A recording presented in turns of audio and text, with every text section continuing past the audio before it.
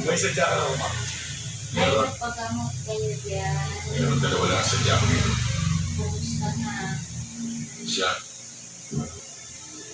At yun,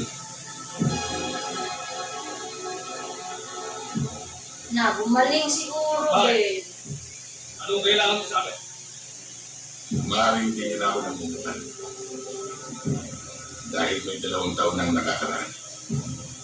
Sa bahay ni Judge Tindiog. Ako lang ang natirang buhay.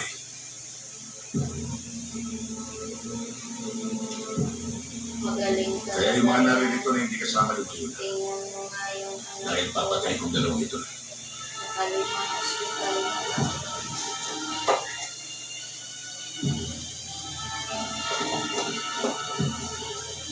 Ano yan? Kasama ako. Hindi itutumba rin kita.